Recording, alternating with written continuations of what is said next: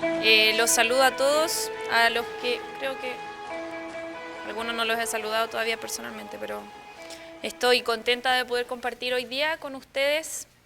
He estado meditando mucho en esto esta semana y ha impactado mi vida de una manera bien profunda y espero que el Señor nos haga a todos entender la profundidad de lo que significa la justicia de Dios y también su gracia y su misericordia con nosotros.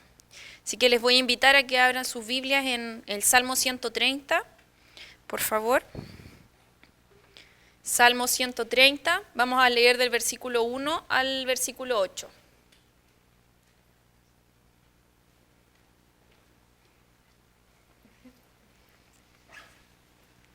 ¿Estamos?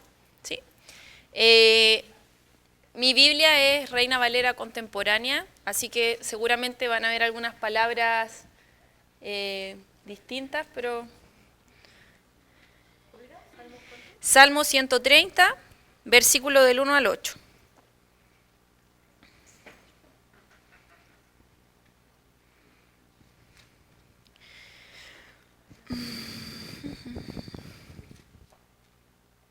Ya. Leo en el nombre del Señor. Dice, esperanza en la salvación del Señor. A ti clamo, Señor, desde el fondo de mi angustia. Escucha, Señor, mi voz, que no se cierren tus oídos al clamor de mi súplica. Señor, si te fijaras en nuestros pecados, ¿quién podría sostenerse en tu presencia? Pero en ti hallamos perdón, para que seas reverenciado. Señor, toda mi vida he esperado en ti y he confiado en tus promesas. Yo te espero, Señor, con toda el alma, como esperan los centinelas la mañana, como esperan los vigilantes el nuevo día. Israel, confía en el Señor, porque el Señor es misericordioso. En Él hay abundante redención. El Señor salvará a Israel de todos sus pecados. Padre, en esta tarde, amén. Este salmo seguramente algunos ya lo habían leído. Es un salmo que escribe David en un momento de mucha felicidad, ¿o no? ¿Sí o no? ¿Qué dice el versículo 1? Desde el fondo de mi abismo, dicen de mi angustia, ¿sí? Acá lo leo de nuevo, dice, a ti clamo, Señor, desde el fondo de mi angustia. O sea, lo primero que vemos en este versículo, que David está dando a conocer, está expresando cuál es su sentimiento en este momento. No está alegre, no está gozoso, no está triste, quizás puede estar triste, pero está angustiado. Y yo creo que la angustia es algo mucho más profundo que quizás la tristeza, porque la angustia provoca otras cosas físicas también, no sé, quizá malestar estomacal, no podemos dormir, nos damos 1000 vueltas en la noche cuando estamos angustiados por algo. Es algo que se expresa de manera mucho más profunda que una simple preocupación. Y David se encontraba así, en una profunda angustia. Entonces ahí podemos preguntarnos, ¿qué cosas nos angustian a nosotros hoy? En este día viernes, quizás algunos ya comenzaron sus clases, un nuevo semestre, conocieron a los profesores que les van a hacer clases este semestre, con todas sus exigencias o con todas las características de los ramos en algunos casos, o lo que significa este semestre para otros, ya sea el trabajo o las cosas que cada uno de nosotros está haciendo. O a lo mejor hay algunas dificultades en la casa, en la familia, etcétera. Pueden haber muchas razones por las cuales estemos angustiados, ¿sí? Pero David, ¿cuál habrá sido el verdadero motivo de su angustia? Eso es lo que vamos a conversar hoy día. Hoy día vamos a hablar sobre la justicia de Dios. Muchas veces hablamos de otros atributos de Dios, pero hoy me toca compartir sobre este atributo que realmente, como les decía recién, me ha tenido esta semana meditando un montón. David estaba angustiado por algo súper específico. David había sido confrontado con la santidad del Señor, con su justicia. Estaba viendo lo profundo de su pecado y su profunda necesidad también de misericordia y perdón por parte de Dios. David no estaba preocupado si mañana iba a comer o no iba a comer, o si iban a ganar la próxima guerra o no. sino que David estaba angustiado, y no dice solo angustiado, sino que dice profundamente angustiado, porque se había dado cuenta cuál era su condición delante de Dios. Y surge una pregunta, ¿podríamos decir que nuestras angustias o nuestras preocupaciones son así de profundas? ¿Nos hemos angustiado profundamente a causa de nuestro pecado en esta semana o en este día quizás, o en nuestra vida? O muchas veces nuestras angustias o preocupaciones son vanas o muchas veces superficiales o temporales, que no está mal. Todos pasamos preocupados de un montón de cosas, yo creo. Y Dios tampoco las deja pasar, también las considera. Pero sí Dios está encargado y preocupado mucho más de solucionar esas profundas angustias, más que quizás las cosas que son temporales y que son externas y que las resolvemos, se soluciona algo y ya está listo. Pero hay otras angustias que son mucho más profundas y que el Señor realmente está, y nos demostró a través de Cristo, que está profundamente preocupado de que podamos solucionarlas. Entonces, cuando David está angustiado, también lo podemos ver en el versículo 1 y 2, dice, a ti clamo, Señor. Escucha, Señor, mi voz, que no se cierren tus oídos al clamor de mi súplica. David angustiado va directamente al Señor a presentar su angustia. No va donde sus consejeros, ni donde otras personas, ni tampoco, no sé, o nosotros mismos podemos preguntar a dónde vamos cuando estamos angustiados, lo que compartíamos un poquito recién ahí con el grupo. Muchas veces es tan fácil recurrir a cualquier otra cosa para que sacie esa angustia que hay en nuestro corazón, o a cualquier otra persona. Lo primero que hacemos es quizás tomar el celular y mandar un WhatsApp, o no sé, podemos hacer un montón de cosas cuando estamos angustiados. Vemos una película, nos comemos un chocolate, las mujeres a lo mejor me entienden un poco más, o todos en realidad comemos algo, no sé, cualquier cosa, pero buscamos saciar esa angustia y esa desesperación con un montón de otras cosas que no son Dios. Finalmente nos escondemos detrás de esas cosas que buscamos, y lo peor es que no nos sacian la angustia, sino que muchas veces la hacen crecer aún más. Pero David clamó al Señor, se dirigió al Señor en toda su angustia, pudo clamar y pedirle que por favor no cerrara sus oídos, sino que se inclinara a escucharle.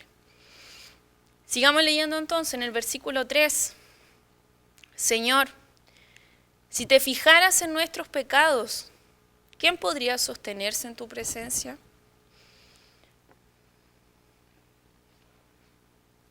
¿Alguien lo puede leer de la Reina Valera 60? Sí, el versículo 3, por favor.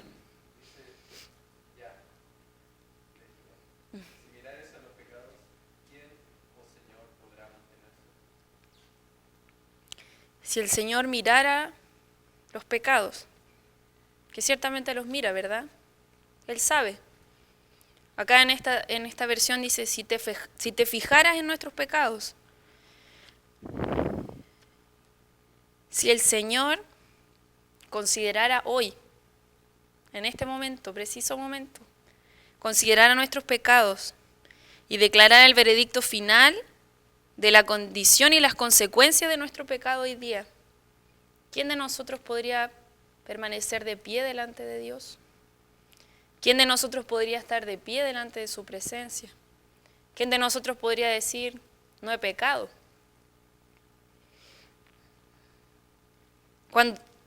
¿Cómo David llega a hacerse esa pregunta?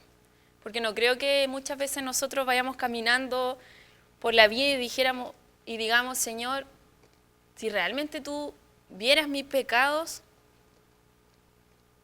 o sea, estaríamos, yo creo que más que destruidos, ¿verdad? Si el Señor realmente nos diera el pago por los pecados que hemos cometido en contra de Él, yo creo que estaríamos bastante destrozados, si no muertos, ¿verdad? ¿Cómo llega a considerar David qué pasaría si el Señor se fijara en sus pecados? Solo alguien que es consciente de que está pecando puede hacerse esa pregunta. Y para ser para hacernos conscientes, está el Espíritu Santo que nos recuerda siempre la ley del Señor. O sea, claro, porque podemos hablar de pecar, pero ¿cómo sabemos que estamos pecando? ¿Qué es lo que nos hace darnos cuenta o convencernos de que le estamos fallando a Dios? Su ley. La ley del Señor es el espejo a través del cual nos miramos y nos damos cuenta cómo estamos según los estándares del Señor. ¿Y qué es la ley? La ley se ha definido como la expresión del carácter santo de Dios. Lo repito. Sabemos que Dios es santo, ¿verdad? Y la manera en que expresa su santidad es a través de su ley. De hecho, los 10 mandamientos son la medida de su santidad. También se ha definido la ley como una regla de vida dada a los hombres por Dios. El único dador de la ley, Dios es el único dador de la ley para gobernar la disposición de sus corazones, pensamientos, palabras y conductas. El otro día en el grupo de vida conversábamos también con las niñas, que muchas veces hablamos de la ley de Dios y sabemos que tenemos que obedecer la ley de Dios y sabemos que es importante caminar en la ley de Dios porque somos parte del pueblo de Dios y por lo tanto Él nos ha dado su ley para andar en ella. Y nos hacíamos para todas la pregunta, ¿cuál es la ley de Dios? Llegamos a la conclusión que eran los 10 mandamientos. Y nos preguntábamos si no sabíamos los 10 mandamientos. Y les dejo esa pregunta a ustedes también. ¿Se saben los 10 mandamientos? No me respondan a mí, piénsenlo. Pero somos el pueblo de Dios. Somos el pueblo del pacto de Dios. El Señor ha hecho un pacto con nosotros y nos ha dado sus estamentos de cómo debemos vivir ahora para Él. Y no sabemos cuáles son. No los conocemos. O los aprendimos a lo mejor en alguna escuela dominical hace un par de años atrás y ahora los olvidamos, cuando debiesen ser meditados día tras día en nuestra vida, hasta el momento que los entendamos, porque a lo mejor los hemos escuchado, pero meditamos cada día si hemos transgredido alguno de ellos para poder decirle, Señor, perdóname porque transgredí este mandamiento. Entonces, cuando nosotros pecamos, quebrantamos la ley de Dios. Estamos diciendo conscientemente que estamos en contra de su carácter santo. Y justamente eso le pasó a David. Voy a leer de nuevo el versículo. Señor, si te fijaras en nuestros pecados, ¿quién podría sostenerse en tu presencia? Por lo tanto, sabemos que aquellos que hemos quebrantado la ley de Dios, merecemos como consecuencia el juicio de Dios. Y ahora les voy a compartir 3 ejemplos en la Biblia donde aparece la justicia de Dios aplicada de manera literal, que también lo estuvimos compartiendo. Y el primero es sobre Nadab y Abiú. ¿Alguien ha escuchado alguna vez esta historia? ¿No? Qué bueno, porque hoy día la vamos a aprender. Quiero que vayamos a Levíticos, capítulo 10, versículos 1 y 2. Levíticos, capítulo 10.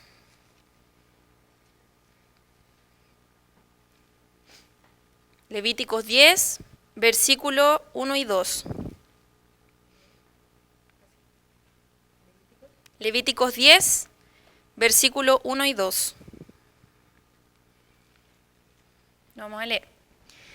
Nadab y Abiú, hijos de Aarón, tomaron cada uno su incensario y pusieron en ellos fuego, sobre el cual pusieron incienso, y ofrecieron delante de Jehová fuego extraño, que él nunca les mandó. Y salió fuego de delante de Jehová, y los quemó, y murieron delante de Jehová.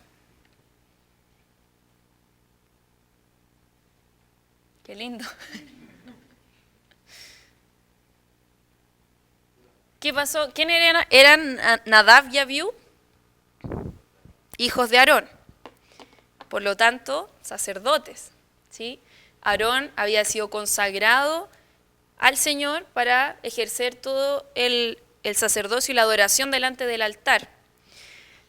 Y Nadab y Abiú eran sus hijos, o sea, una familia que servía completamente al Señor, dedicadas al templo, dedicadas a la adoración. Y Nadab y Abiú, queriendo innovar un día, se les ocurrió presentar un fuego distinto en el altar. Y dice claramente aquí, al final del versículo 1, que Él nunca les mandó. ¿Y qué pasó con ellos? Se quemaron, ¿sí? Y por supuesto murieron en el momento. Podemos pensar que Dios fue injusto al matarlos. Estaban en el templo, estaban en el altar ofreciendo adoración a Dios. Pero presentaron un fuego extraño, un fuego que Dios había dicho cómo debía ser y ellos lo hicieron de otra manera. Como consecuencia murieron. Pensemos en Moisés, que estaba ahí junto con el pueblo. ¿Cómo debe haberse sentido de saber que los hijos de Aarón murieron porque presentaron una ofrenda, un fuego extraño delante de Dios? ¿Qué habrá pasado con Aarón?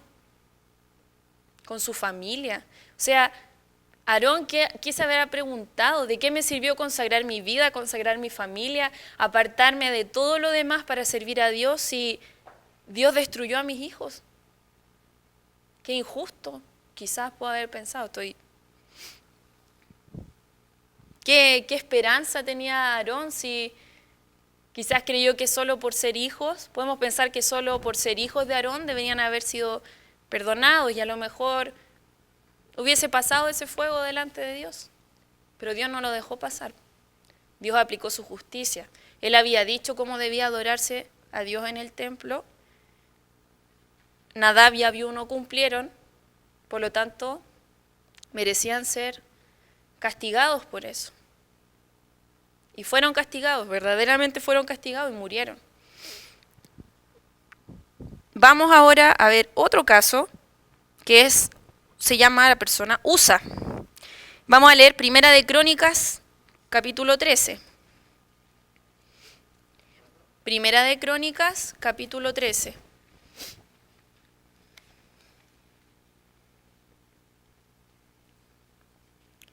Primera de Crónicas, capítulo 13. Lo voy a leer acá.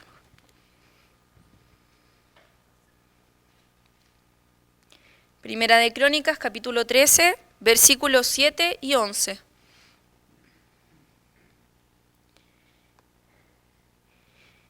Y llevaron el arca de Dios y de la casa de Abinadab en un carro nuevo. Y Usa y Ahío guiaban el carro. Y David y todo Israel se regocijaban delante de Dios con todas sus fuerzas, con cánticos, con arpas, salterios, tamboriles, címbalos y trompetas. Pero cuando llegaron a la era de Kidón, Usa extendió su mano al arca para sostenerla, porque los bueyes tropezaban. Y el furor de Jehová se encendió contra Usa y lo hirió, porque había extendido su mano al arca. Y murió allí delante de Dios. Y David tuvo pesar, porque Jehová había quebrantado a Usa, por lo que llamó a aquel lugar Pérez Usa. ¿Habían escuchado de esto? Tampoco. Algunos sí, algunos no. Usa con otra persona más llevaban el arca del pacto. No era algo sin importancia, era el arca del pacto. Y Dios también había, en otra parte de la Escritura podemos ver, Dios había dicho todas las maneras en que eso debía ocurrir. Pero dice aquí claramente que se les ocurrió llevarlo en un carro nuevo, distinto de lo que Dios les había dicho, nuevamente. Y imagínense, los bueyes llevaban unos palos, el arca tenía unas argollas, entonces ni siquiera la llevaban en las manos, sino que el arca estaba afirmada en ese palo. Por lo tanto, Usa y la otra persona estaban encargadas de guiarlos. Sin embargo, en un momento, al haber barro en el lugar, dice que los bueyes comenzaron a tropezarse, entonces pareciera que el arca se iba a caer. Y Usa, con su mejor voluntad y heroísmo, no encontró nada mejor que hacer que tratar de afirmarla para que no fuera a caerse al barro. Y apenas hizo ese gesto, dice que murió. Nuevamente. ¿Por qué Dios es tan terrible? ¿Por qué Dios lo mató si quería afirmar el arca para que no se cayera al barro? Podríamos preguntar a nosotros, ¿por qué Dios fue tan injusto si Él estaba llevando el arca del pacto? ¿Cierto? Pero Usa no fue castigado de manera azarosa, ni porque a Dios se le ocurrió ese día, pucha, estoy enojado, voy a matarlo porque tocó el arca. Usa sabía claramente que él tenía prohibido hasta mirar el arca. Vamos a Números capítulo 4. Números capítulo 4.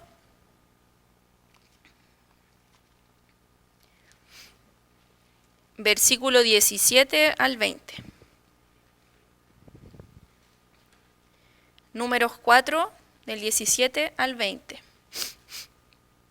Dice, habló también Jehová a Moisés y a Aarón, diciendo, no haréis que perezca la tribu de las familias de Coat, de entre los levitas, para que cuando se acerquen al lugar santísimo vivan y no mueran. Haréis con ellos esto, Aarón y sus hijos vendrán y los pondrán a cada uno en su oficio y en su cargo. No entrarán para ver cuando cubra las cosas santas, porque morirán. ¿Cuál fue la ordenanza de Dios? No mirar, ¿cierto? O sea, cuando sacaran las cosas, ni siquiera, o sea, tenían que salir para que ni siquiera las vieran. Y Usa ya miró, porque si sabía que se iba cayendo, entonces ya la miró, ya falló, y además quiso tomarla, afirmarla. Nos puede sorprender esto, porque como decía recién, podríamos creer que Usa fue un héroe del arca, ¿verdad? Que la afirmó de que no se ensuciara. Sin embargo, él no fue castigado por no fallar a la ley, sino que él conocía claramente cuáles eran las instrucciones para él. Él no debía ni siquiera mirar el arca y él la quiso tocar. Podemos ver aquí que su pecado fue la arrogancia, porque él creyó que si la afirmaba estaba haciendo las cosas mejor que como Dios lo había establecido. De hecho, ellos ya habían fallado porque estaban llevando el arca de una manera que Dios no les había mandado. Por lo tanto, si Dios no les dijo que la llevaran en bueyes, posiblemente, porque Dios sabe todo y sabía que si iban los bueyes por el barro, el arca podía caerse, ¿cierto? Pero aún así, desobedecieron eso y más encima Usa pone la mano en el arca para firmarla y muere. Nuevamente, vemos la justicia de Dios obrando en ese caso, de manera, podríamos decir a nuestro parecer, de manera extrema, ¿cierto? ¿Por qué puede ser de manera extrema? Porque a lo mejor nosotros ahora, sí, de hecho el otro día escuchamos un caso de una persona que desafió a Dios y murió. Pero a lo mejor no de manera cotidiana estamos viendo la justicia de Dios. Y de verdad es un gran temor porque el puro hecho de estar aquí me da temor, pues, o sea, estoy compartiendo la palabra de Dios y si no fuera por la misericordia de Cristo, qué miedo estar aquí, de verdad. Y ellos fueron castigados entonces, no de manera injusta, sino de manera justa. Todos aquellos que fallan, que transgreden la ley de Dios, debieran morir. De hecho, eso dice la palabra. Pero esto fue en el Antiguo Testamento y quizás podemos pensar que Dios en el Antiguo Testamento era más severo, era un Dios más castigador, parece que no tenía tanto amor, pero si pensamos en el Antiguo Testamento, aquellos que hemos leído, nos damos cuenta que en realidad el Antiguo Testamento está lleno de gracia. El pueblo de Dios, Dios les daba algo, pasaba un tiempo y ligerito ya se estaban quejando, que no tenían nada, que mejor hubiesen estado en Egipto, empezaban a murmurar.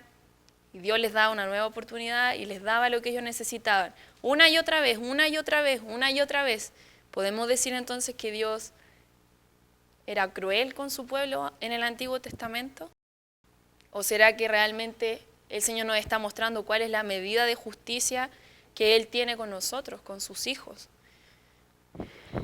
Pero no solo en el Antiguo Testamento la gente murió por no cumplir con la voluntad de Dios o con los decretos de Dios, sino en el Nuevo Testamento también. No lo vamos a leer, pero está en Hechos 5. Ananías y Zafira iban a entregar la ofrenda a la iglesia y se les había dicho que tenían que entregar todo lo que tuviesen, y ellos se guardaron una parte para ellos y mintieron. Y en el momento que iban a entregar la ofrenda, murieron. Y eso fue en el Nuevo Testamento. Cristo ya había venido. La iglesia primitiva, estaban todos, recién el Señor había estado hace muy poquito con ellos, pero mintieron y murieron.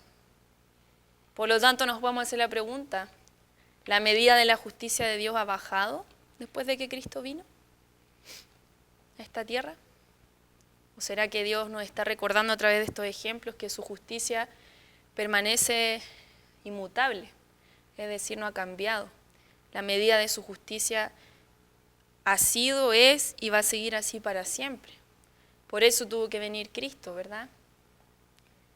Cristo, si lo pusiéramos aquí a continuación de esta lista, fue el que, si pensamos que Usa fue castigado al tocar el arca, si Ananías y Zafira por morir fueron castigados y recibieron el juicio de Dios, justo juicio de Dios, porque no fueron castigados, como dije antes, al azar, sino que ellos ya habían sido advertidos de que debían cumplir con las ordenanzas de Dios y no lo hicieron.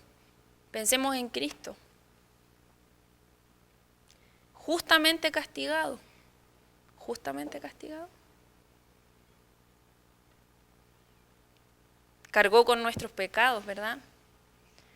Y la ira de Dios que debía caer sobre nosotros cayó sobre Él.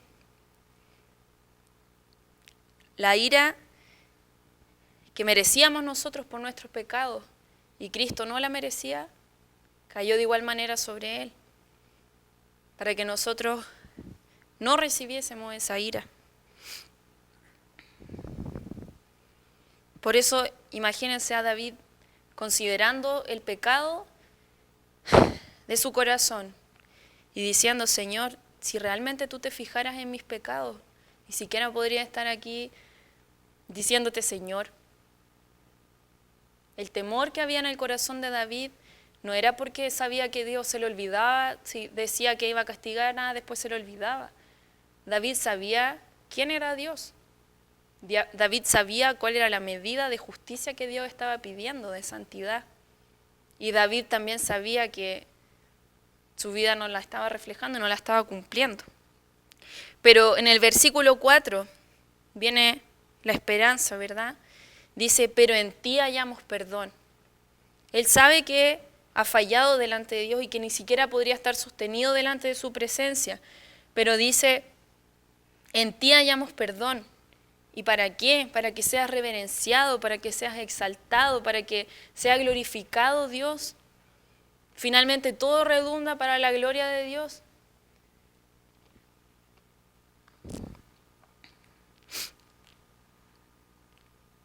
¿Cómo hacemos entonces para escapar de esta ira? Si nos ponemos a esta medida, parece que ninguno de nosotros puede cumplir con esta medida de santidad, ¿cierto? Y este escapar de la ira de Dios era solo en un momento. Por ejemplo, ¿cómo Usa podía escapar de la ira de Dios en el momento que estiró su mano? O también vale la pena preguntarnos cómo podemos escapar de una ira eterna de Dios. Cuando leí el ejemplo de Usa, me sorprendía mucho. Estaba leyendo un libro donde decía, a lo mejor cuando Usa extendió su mano para firmar el arca, él creyó que iba a cuidar el arca de ensuciarse con barro. Pero realmente su arrogancia no le permitió ver que lo que contaminaba el arca no era la tierra, sino sus manos. La tierra, la naturaleza, obedece perfectamente a Dios, sigue sus leyes naturales. Cuando baja la temperatura, el agua se congela. Cuando sube la temperatura, el agua se derrite, las semillas brotan. Y la naturaleza sigue su curso, obedientemente. Pero nosotros como seres humanos fallamos constantemente y transgredemos la ley del Señor. Y Usa creyó que era mejor que la firmara que cayera a la tierra. ¿Cuántas veces nosotros no hemos tratado de hacer las cosas a nuestra manera, creyendo que es mejor que lo que Dios nos está diciendo que hagamos? Cuando nos dicen un montón de veces que tenemos que esperar a una persona cristiana para establecer una relación, decimos, pero sí, ¿qué va a pasar? Bueno, miremos acá. Tenemos un montón de ejemplos, el Señor nos manda a orar. ¿Por qué nos manda a orar? Porque sabe que es una necesidad que a nosotros nos hace bien orar, leer su palabra. Pero nosotros decimos, pucha, si ya fui al grupo de jóvenes, ya cumplí mi porción de lectura semanal, ¿para qué necesito más, cierto? Entonces, estamos todos constantemente transgrediendo la ley del Señor, fallando a sus mandamientos, por la cual deberíamos recibir su justo juicio. El Señor no ha sido injusto al no castigarnos, sino que el Señor ha retardado su justicia sobre nosotros para que la gracia y la misericordia estén presentes. ¿Usted se ha preguntado cuánta misericordia hay en el hecho de que estemos respirando, de que estemos aquí sentados? Cuando Dios castiga a Adán, o sea, cuando Dios dice, el día en que comieres, ciertamente morirás. El Señor dijo, esa era su palabra, y Él no iba a fallar esa palabra. Cuando Adán y Eva comieron, murieron, ¿cierto? Murieron espiritualmente, decimos nosotros, se separaron de Dios. Pero ellos estaban hechos para vivir eternamente. Sin embargo, a causa del pecado, murieron también sus cuerpos. Por lo tanto, la palabra y el juicio de Dios se cumplió de igual manera. Se retardó para que ellos pudieran ver la gracia del Señor, pero sin embargo, se cumplió de igual manera.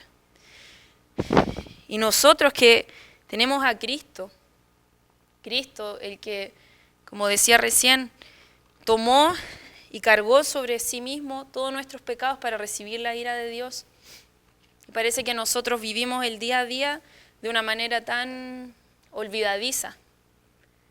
Creemos que es nuestro derecho estar respirando, tener un hogar, alimentarnos, estar estudiando, estar haciendo lo que cada uno hace. Pero debemos recordar que todas esas cosas son solo por la misericordia de Dios. Entonces, les decía recién, ¿cómo podemos escapar de esta ira?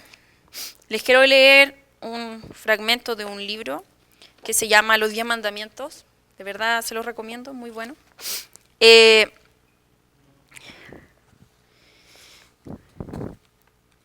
Y habla un poco sobre la perspectiva de la ira de Dios. Dice, el pecador estará en el horno para siempre.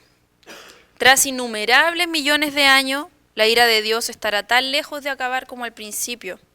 Si toda la tierra y el mar fueran arena, y cada 1000 años un pájaro se llevara un grano, pasaría largo tiempo para que la inmensa montaña de arena desapareciera. Pero si tras todo este tiempo los condenados pudieran salir del infierno, habría esperanza. Imagínese eso. La ira eterna de Dios es eterna, no tiene fin. Dice acá una ilustración, si nos imagináramos una tremenda montaña de arena y que cada 1000 años un pájaro se llevara un granito de esa arena, sabríamos que en algún momento se va a acabar.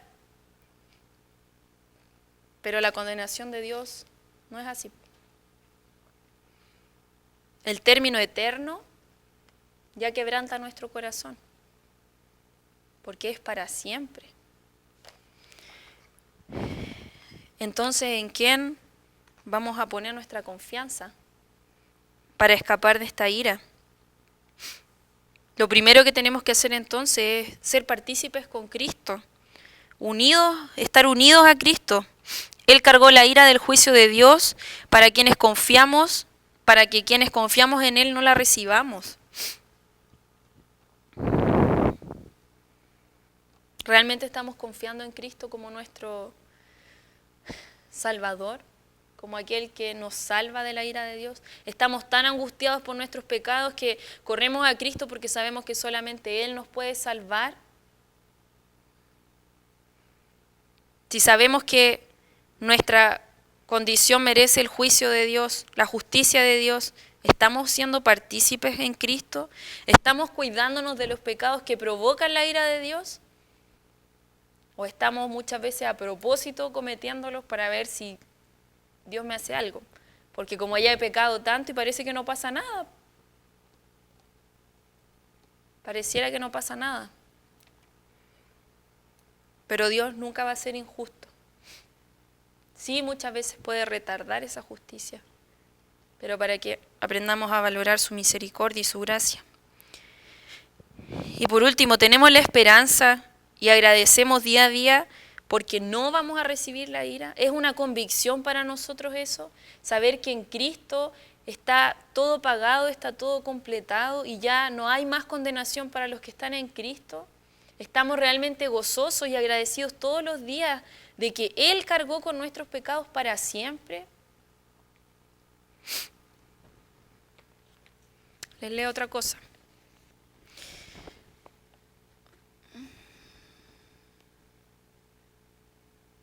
Tenemos una esperanza fundada de que no sufriremos esta ira que merecíamos, porque Dios entregó a su Hijo para salvarnos de esta tremenda ira. Jesús te ha librado de la ira venidera. El Cordero de Dios se abrazó por ti en el fuego de la ira de Dios. Cristo sintió la ira que no merecía. Cristo sintió la ira que no merecía para que pudieras escapar de la ira que merecías. Nada apaga el fuego de manera más eficaz que la sangre. La sangre de Cristo ha apagado el fuego de la ira de Dios por ti.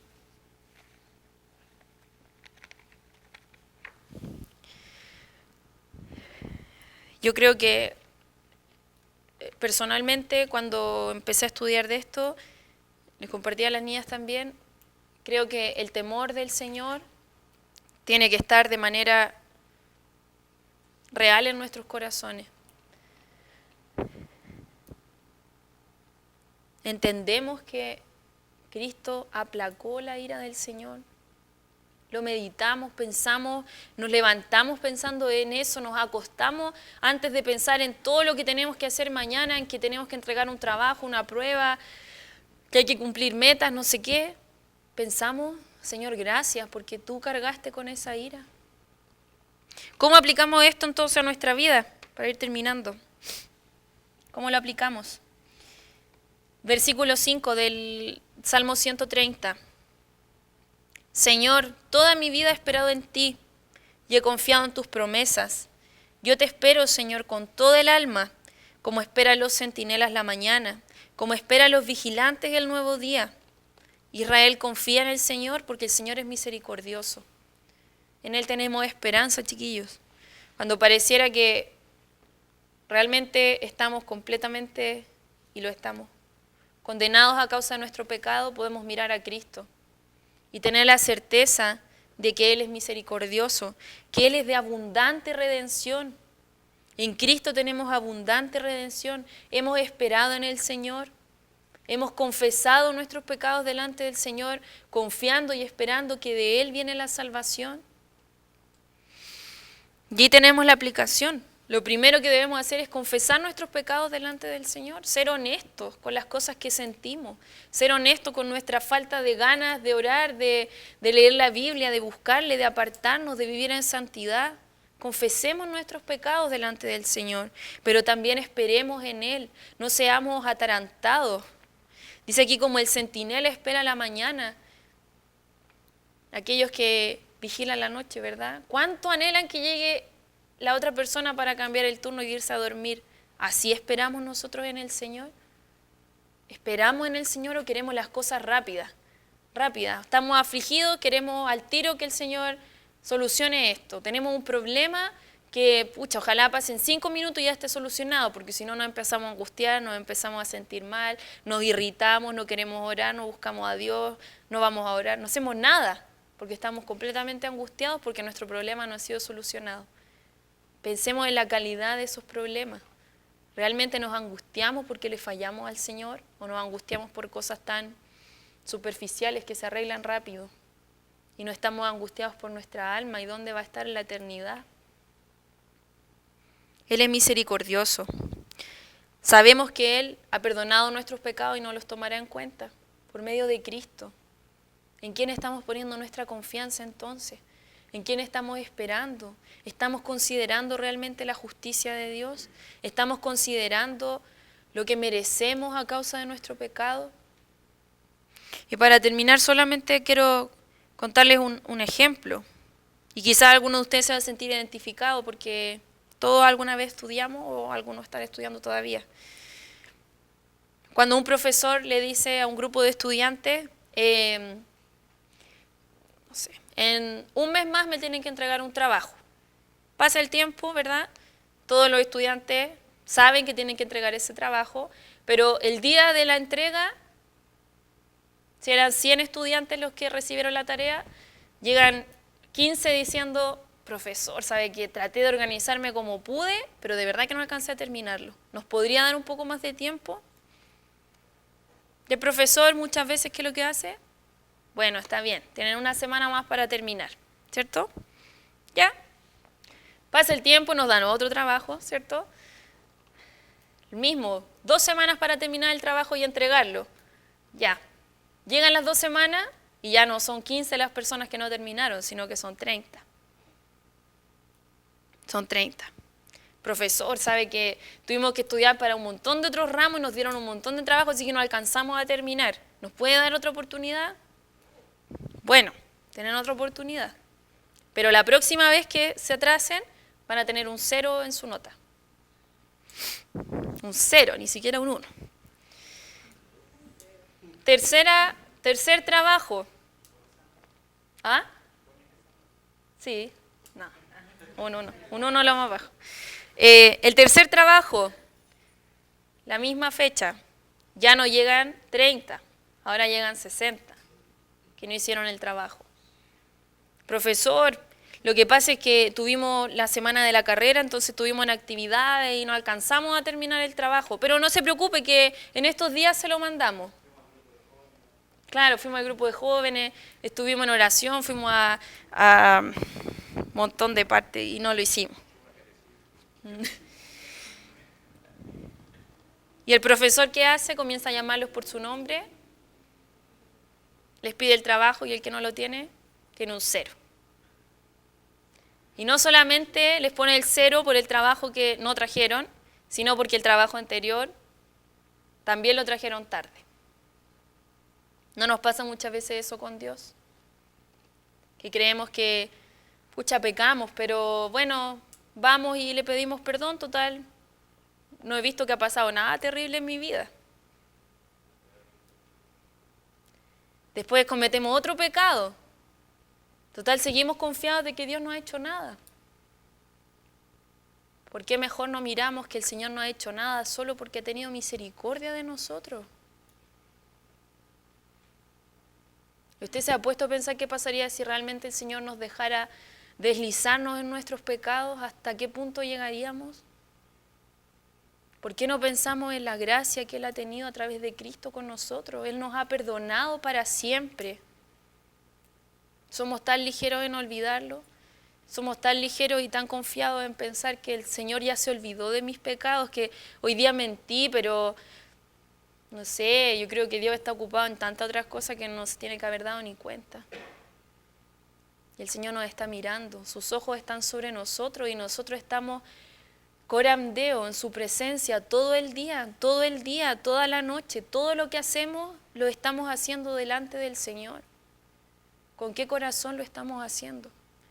¿Con qué temor nos estamos presentando delante de Él? ¿Entendemos profundamente que nuestros pecados merecen el juicio de Dios, pero que por su gracia no hemos sido consumidos?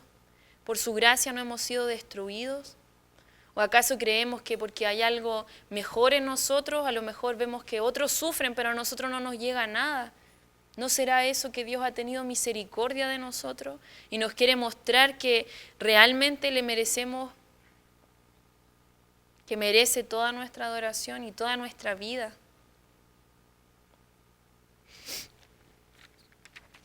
Cristiano, escuchen, aunque sientas la vara, el castigo, quizás el sufrimiento en algunas situaciones de la vida, jamás sentirás el hacha sangrienta. Dijo Agustín una vez, golpea, Señor, donde desees, si el pecado queda perdonado. Así, digamos igualmente, aflígeme, Señor, como desees en esta vida, puesto que escaparé de la ira venidera.